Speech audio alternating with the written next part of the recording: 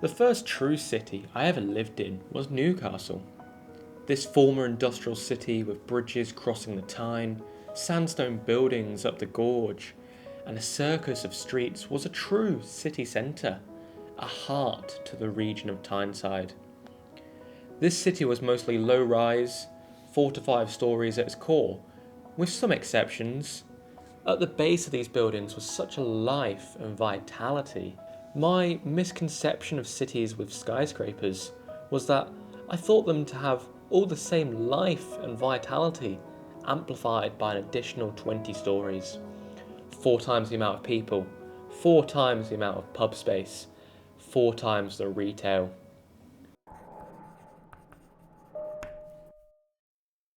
Flash forward to Perth, Western Australia, a high-rise central business district at its centre.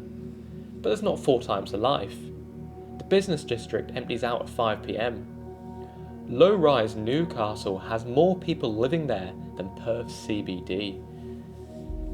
Perth CBD is not the region's heart, but simply an employment district people ship into and out of each day. The same story which happened across the world repeated itself here in Perth during the 1960s and 70s. The destruction of the city's heritage in order to fuel growth and progress.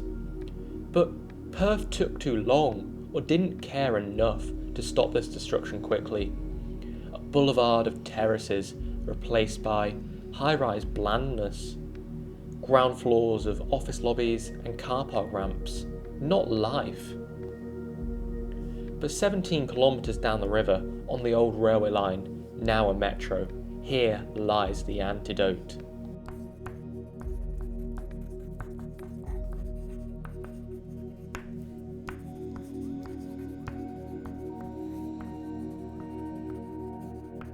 The port city of Fremantle has 3 hearts.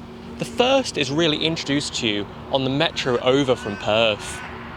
This view of the port of Fremantle and the mouth of the Swan River could be one of the greatest views from a metro in the world.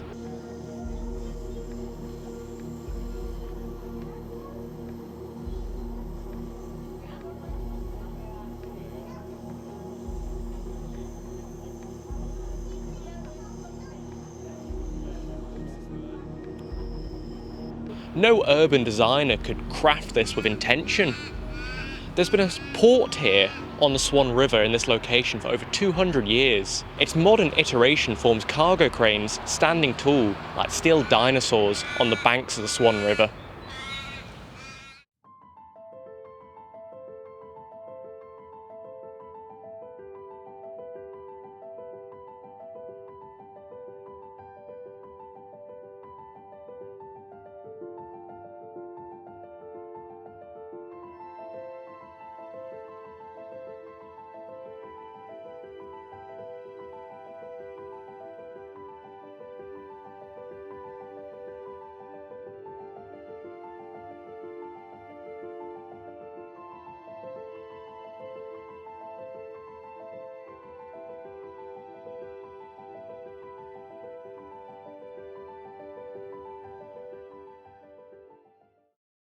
Fremantle's second heart is its preserved West End. This is a brick and plaster gold boom town. This is preservation as it should be at its best. It's up there with the likes of Edinburgh's New Town and Newcastle's Granger Town.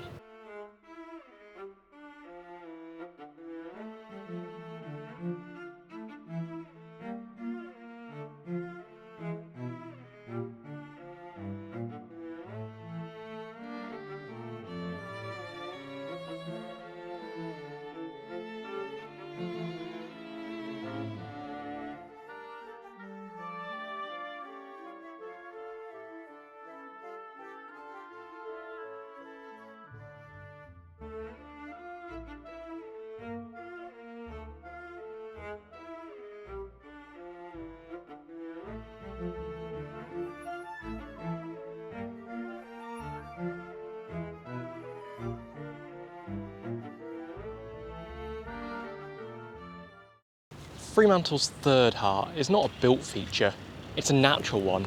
It's its beaches, the South Beach, Bathers Beach and North Fremantle's Leighton Beach. All of these together form the leisure heart of Fremantle.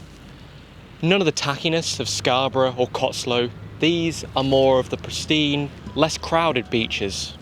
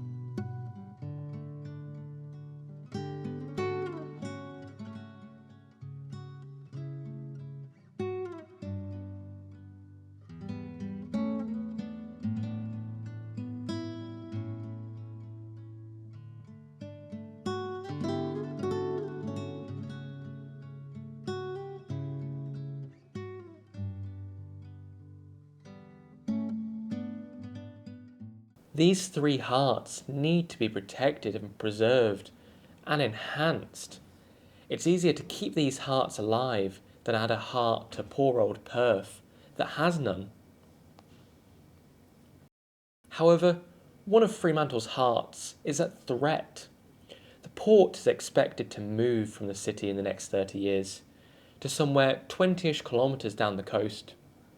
If this happens, a new heart needs to be made. No easy task to be undertaken. I just hope WA has the guts to do it justice, or I fear that my newly acquainted friend of Fremantle may lose part of itself. And I beg that it is not replaced by the typical form of WA, which is low-rise suburbiana.